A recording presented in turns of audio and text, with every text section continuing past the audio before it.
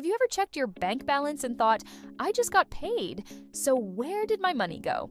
If yes, this video is for you. Managing your monthly expenses.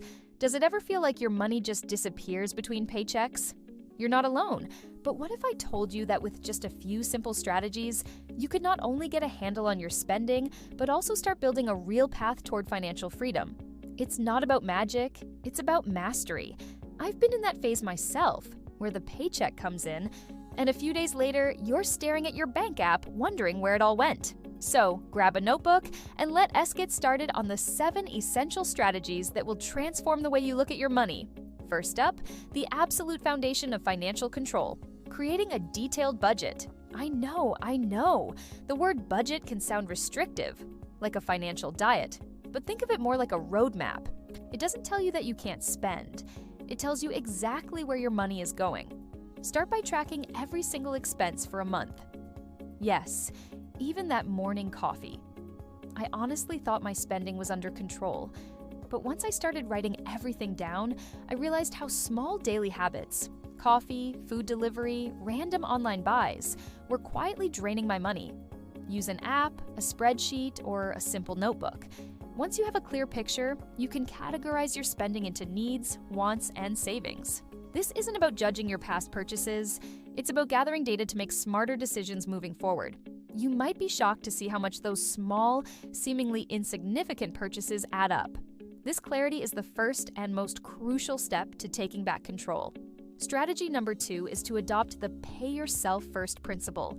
This is a game changer. Before you pay any bills, before you buy groceries, before you do anything else with your paycheck, set aside a predetermined amount for your savings and investments.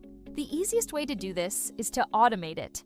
Set up an automatic transfer from your checking account to your savings account for the day you get paid. By treating your savings as a non-negotiable bill, you prioritize your future self. Even if you start small, with just 5 or 10% of your income, the habit you build is what truly matters.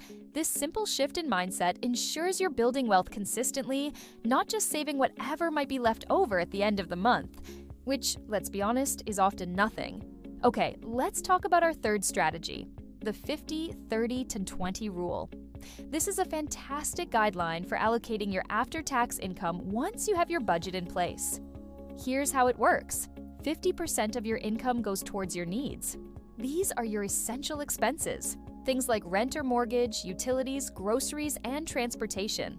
Next, 30% is allocated to your wants. This is the fun stuff: dining out, entertainment, hobbies, and shopping.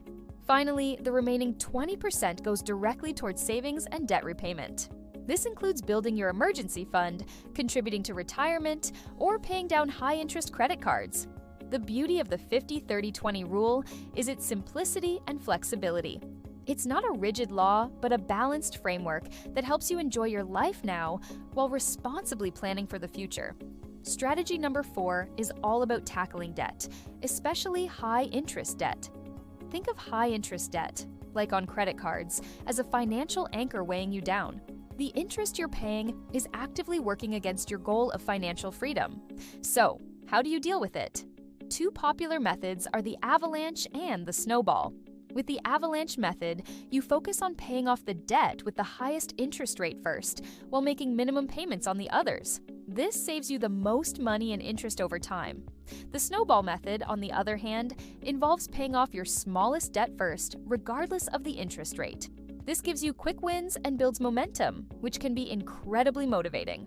Whichever method you choose, the key is to be aggressive and consistent. Getting out of debt frees up your income for what really matters: your goals. Now for our 5th strategy, and it's a big one: conduct a subscription audit and cut unnecessary costs. In today's world, it is incredibly easy to sign up for free trials that turn into monthly charges we completely forget about. Streaming services, music apps, subscription boxes, gym memberships you never use, it all adds up. Take an hour to go through your bank and credit card statements and list out every single recurring charge.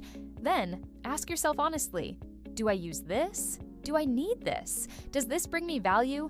Be ruthless. Canceling just a few subscriptions you do not use can easily free up $50 or even $100 a month.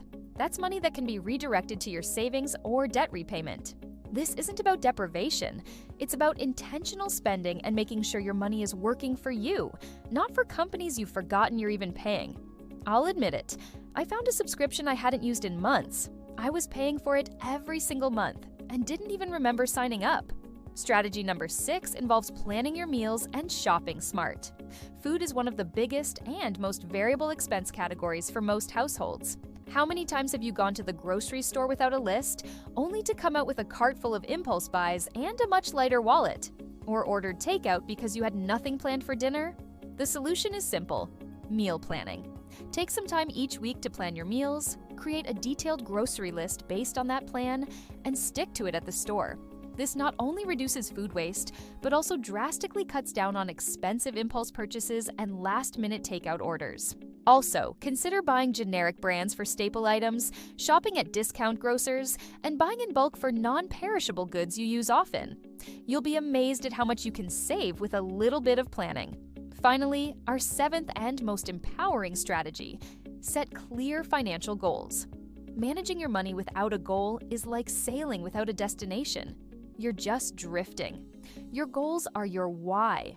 They provide the motivation to stick to your budget when you're tempted to overspend. Do you want to save for a down payment on a house? Pay for a dream vacation in cash?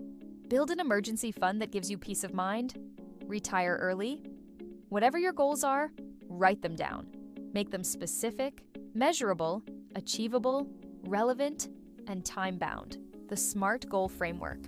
For example, instead of save more money, a better goal would be save $5,000 for an emergency fund in the next 10 months. Break down your big goals into smaller monthly targets. Seeing this progress will keep you inspired and focused on your journey to financial freedom. So, there you have it. 7 essential strategies to master your monthly expenses. None of these strategies came from theory alone. I learned them through real mistakes, trial and error, and that's exactly why I know they work. Let's do a quick recap.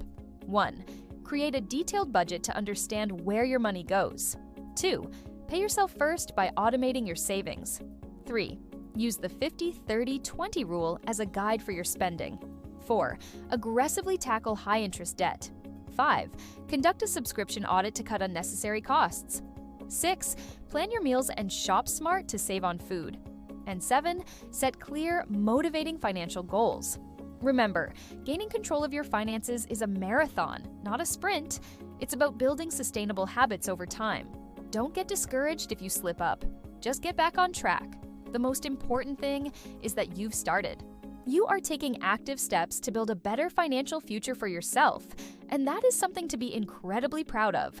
If you found this video helpful, please give it a thumbs up and hit that subscribe button for more content on personal finance and building wealth.